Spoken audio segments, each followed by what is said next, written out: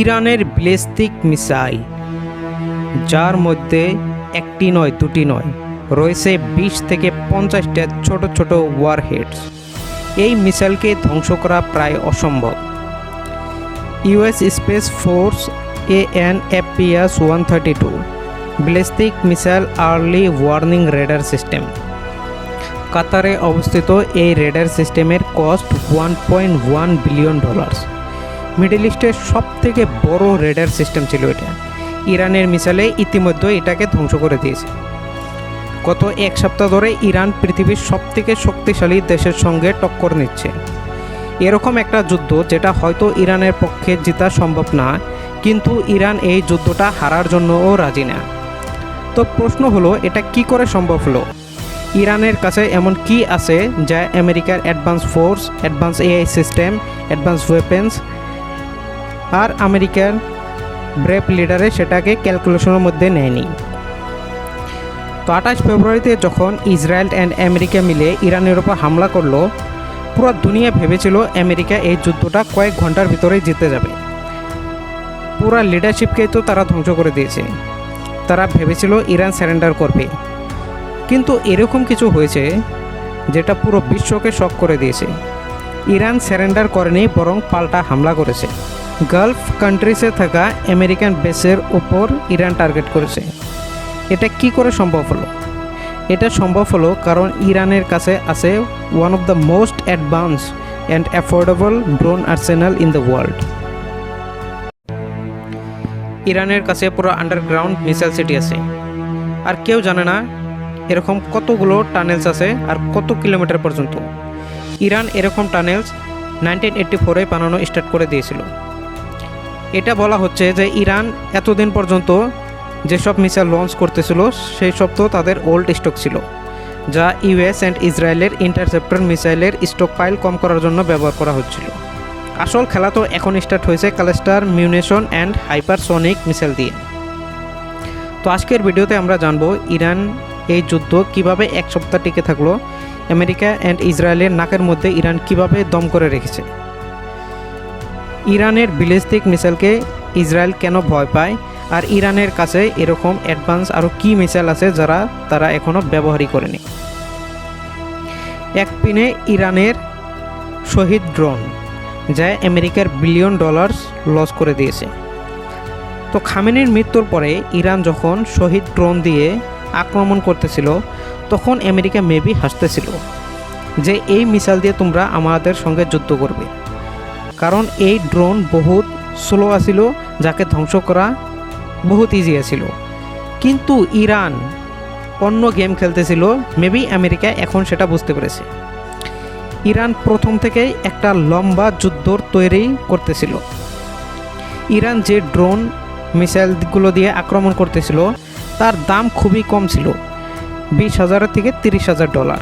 আর যেসব মিসাইল তারা ছাড়তেছিল তার দাম ছিল $1 লাখ থেকে $5 লাখ।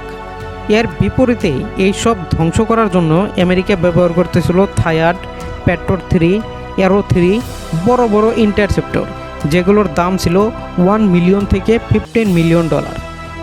তার উপরই ইরান একসাথে এতগুলো মিসাইল ছাড়তেছিল যেসব ধ্বংস করার জন্য আমেরিকার বহুত ইন্টারসেপ্টর ব্যবহার হচ্ছিল। ইরানের অল্প খরচের মিসাইল এবং ড্রোন ধ্বংস করার জন্য আমেরিকা বহুত দামি দামি মিসাইল ব্যবহার হচ্ছিল, যার ফলে আমেরিকার ব্যাংক ব্যালেন্সের উপরে প্রভাব পড়ছিল। আর ইরান একসাথে এতগুলো ড্রোন ছাড়তেছিল যাতে আমেরিকা অ্যান্ড ইসরায়েলের ইন্টারসেপ্টর মিসাইল শেষ হয়ে যায়। এরপরে শুরু হয় সেকেন্ড ওয়েভ।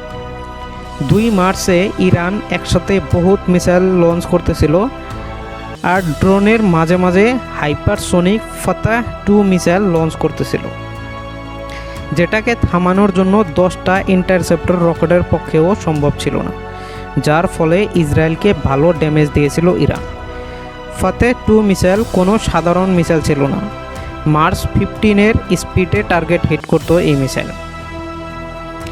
মার্চ 15 স্পিড মানে ধরো একটা প্লেন 900 কিলোমিটার/আওয়ারের স্পিডে গতি করতেছে, তো এই মিসাইলের স্পিড তার থেকে 20 গুণ বেশি হবে। তাছাড়া এই মিসাইল নিজের ট্রেজেক্টরি চেঞ্জ করতে পারত, যার ফলে রেডারের ইন্টারসেপ্টরের পক্ষে এই মিসাইলকে ধ্বংস করা বহুত মুশকিল হয়ে উঠেছিল। ইসরায়েলের সবথেকে strong defence system iron dome. ইসরায়েলের এই ডিফেন্স সিস্টেম ডিফারেন্ট অ্যালটিটিউডে ইনকামিং রকেটকে ধ্বংস করতে পারত। আর এর সাথে সাথে এসে আমেরিকার থায়াড short range ballistic missile interceptor.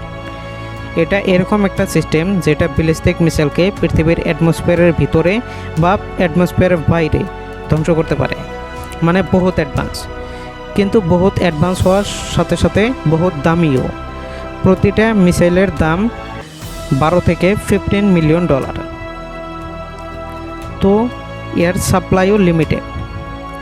এই সব সিস্টেমকে ইরান এক সিম্পল ট্রিক দিয়ে ধোকা দেওয়ার ট্রাই করতেছিল, আর সেটা হলো ভলি ফায়ারিং স্ট্র্যাটেজি, মানে একসাথে বহুত drone, low flying cruise missile and high speed ballistic মিসাইলের মিক্স ছেড়ে দাও। ড্রোন ধ্যান ভটকানের কাম করে, ইন্টারসেপ্টর ড্রোনকে খতম করাত লেগে যায়, আর এই সময়ের মাঝে আসল মিসাইলে নিজের টার্গেট হিট করে। আর তার সাথে সাথে Iran warhead, splinter and decoy টেকনোলজিও ব্যবহার করা স্টার্ট করে দিয়েছে, মানে মিসাইলের সাথে সাথে ফার্জি ডিকয় দেওয়া, যা ইন্টারসেপ্টরে কনফিউজ করে দেয়। আর রিয়েল ওয়ারহেড ডিফারেন্ট ডাইরেকশনে চলে যায়। যখন পর্যন্ত ইন্টারসেপ্টর এটা ডিসাইড করে কোনটা ধ্বংস করতে লাগবে, ততক্ষণে মিসাইলে নিজের কাম করে ফেলে। এর সাথে সাথে ইরানে আরও একটা কাম করা স্টার্ট করে দিয়েছে। যেহেতু রাডার সিস্টেম থেকে ইনফরমেশন মিলে, তো ইরানে রাডার সিস্টেমকে ডিস্ট্রয় করা স্টার্ট করেছে। যেরকম কাতারে থাকা সবথেকে বড় রাডার সিস্টেমকে ইরানে ইতিমধ্যে ডিস্ট্রয় করে দিয়েছে। এই রাডার সিস্টেম 5000 কিলোমিটার পর্যন্ত স্ক্যান করতে পারত। আমেরিকা ভেবেছিল এই যুদ্ধটা তারা 1-2 দিনেই জিতে যাবে, কিন্তু এখন তারা চুপচাপ এটা অ্যাকসেপ্ট করতেছে যে এই যুদ্ধটা can be fought for ever. এখন একটা প্রশ্ন আসে, যদি আমেরিকা ইরানকে থামানোর জন্য সফল না হয় তাহলে কি হবে? ইরান ফার্স্টেই ক্লিয়ার করে দিয়েছে, যতক্ষণ পর্যন্ত আমেরিকান অ্যান্ড ইসরায়েলি বম্বিং বন্ধ না হবে, ইরান তার আশেপাশে থাকা পড়োশী দেশগুলোর ইকোনমিক জোনে হামলা চালিয়ে যাবে। স্ট্রেট অফ হরমুজরেও ইরান ব্লক করে দিয়েছে, যেটা থেকে ওয়ার্ল্ডের 20% ওয়েল্ড অ্যান্ড এলএনজি সাপ্লাই হয়, যার ফলে এইসবের দামও বহুত বেড়ে যাবে। আর আহা টাইমে ইরান তাদের সবথেকে অ্যাডভান্স মিসাইল কারামসর 4KB ইউজ করতে পারে। এই মিসাইলকে বলা হয় বিগ ড্যাডি অফ মিসাইল।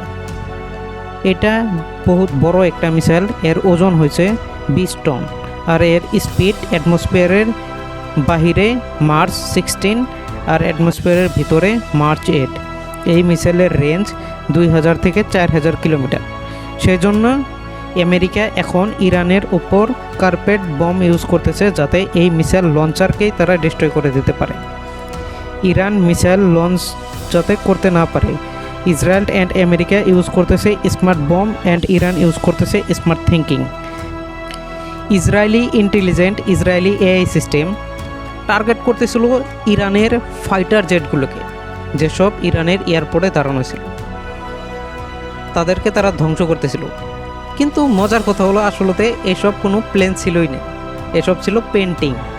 তো ইসরায়েলি ইন্টেলিজেন্ট ইরানের পেন্টিংকে ধ্বংস করাতে লেগেছিল। তো ইরান কোথাও কম খরচে বানানো ড্রোন, কোথাও পেন্টিং, এইসব ব্যবহার করে শত্রুদের বিলিয়ন ডলার্স খরচ করাচ্ছে শুধু ব্রেন ইউজ করে।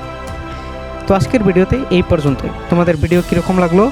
যদি ভিডিও ভালো লাগে থাকে তাহলে ভিডিওতে একটা লাইক করে দাও আর চ্যানেলটাকে সাবস্ক্রাইব করে দিও।